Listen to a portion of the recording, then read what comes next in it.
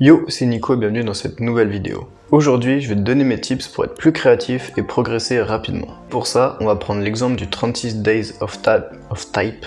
Et pour ça, on va prendre l'exemple du challenge Insta 36 Days of Type. En gros, pour ce challenge, on doit poster une lettre de l'alphabet par jour et finir par les chiffres. Ce qui fait 36 posts en tout. C'est un challenge hyper intéressant dans le sens où on doit vraiment poster tous les jours. Ce qui nous oblige à rester productif et à toujours essayer d'être un peu créatif. Le fait d'être productif augmente la créativité, parce que plus on poste et plus on crée, plus on a d'idées. Notre cerveau c'est un muscle, et du coup plus on le fait travailler, plus on va être efficace pour trouver des idées et être créatif. Ce qui est intéressant aussi avec ce challenge, c'est qu'on a un cadre et que d'autres gens peuvent voir ce qu'on fait et on peut aussi voir d'autres gens. C'est cool parce que quand on est tout seul à vouloir progresser sur quelque chose, on n'a pas trop de retours et on sait pas trop si on s'améliore ou pas et si c'est bien, et si on stagne ou si on va dans la mauvaise direction. Enfin bref. Là on peut vraiment avoir un large éventail de gens qui participent à ce concours et du coup avoir la possibilité de trouver encore plus d'inspiration. Donc le fait de poster une création par jour, ça augmente du coup la créativité comme j'ai dit avant et aussi ça nous fait vraiment progresser très vite, mais il faut pas tomber dans le piège de la simplicité. Même si c'est toujours mieux de faire un post que zéro. Si on veut progresser dans un domaine, faut toujours commencer. C'est bien beau de regarder des tutos, des formations, etc. Mais si on commence pas vraiment à créer par nous-mêmes, on n'arrivera jamais à être meilleur dans ce domaine.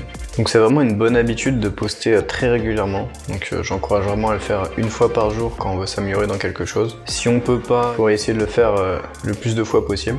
Et faut garder à l'esprit de faire quelque chose qu'on aime. Plus on fera quelque chose qu'on aime, plus on va aimer le faire et plus cette habitude, on va la garder et on va la développer au fur et à mesure du temps. Et plus on est habitué à faire quelque chose, plus on va s'améliorer, etc. C'est vraiment un cercle hyper vertueux. Donc je conseille de vraiment créer ce qu'on aime et ce qu'on a envie de voir. Par exemple, si on a envie de faire un style de photo particulier qu'on aime, et ben on va essayer de refaire ce style de photo particulier comme ça. On apprend en faisant et en plus de ça, on produit quelque chose qu'on a vraiment envie de voir et qu'on aime. Donc c'est hyper intéressant pour nous, pour les autres, parce que potentiellement quelqu'un va se dire ah ouais c'est cool ce qu'il fait, du coup je vais aussi essayer de le faire et ainsi de suite. Donc c'est vraiment une chaîne créative qui peut commencer par vous. Tout le monde est un peu un maillon de la chaîne de la créativité on va dire, parce que chaque objet, chaque photo, chaque chose qu'on voit peut nous donner une idée, donc c'est vraiment pas à prendre à la légère le fait de se balader, de chercher des idées, d'écouter de la musique, enfin bref, d'être dans un univers assez créatif pour avoir des idées.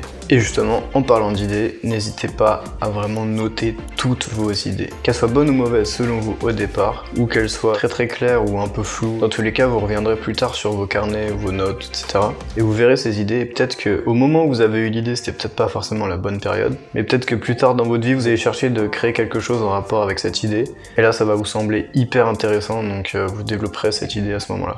Donc vraiment noter toutes vos idées, c'est super important. Je parlais de vivre dans un environnement créatif, mais il faut pas hésiter aussi à aller chercher la créativité. Par exemple sur des sites comme Pinterest ou Behance ou même TikTok, des fois il y a des choses créatives où ça peut nous inspirer. Donc vraiment, on peut trouver de la créativité partout. Comment on progresse, c'est vraiment en faisant chaque jour et en essayant de décortiquer aussi les artistes qu'on suit, leur travail, etc. Ça peut être bénéfique de voir comment ils font étape par étape, s'ils postent par exemple des behind the scenes ou des vidéos un peu plus explicatives de leur travail. Donc voilà, chaque jour un petit peu et au fur et à mesure du temps, ça va faire une énorme progression et vous serez très content d'avoir commencé il y a quelques jours, quelques semaines, quelques mois, voire même quelques années en voyant le niveau auquel vous êtes arrivé. Et voilà, c'est la fin de cette vidéo, donc n'hésite pas à t'abonner, mettre un petit like, un commentaire, enfin bref, tu sais ce qu'il faut faire. Et moi je te dis à la semaine prochaine pour une nouvelle vidéo. Salut!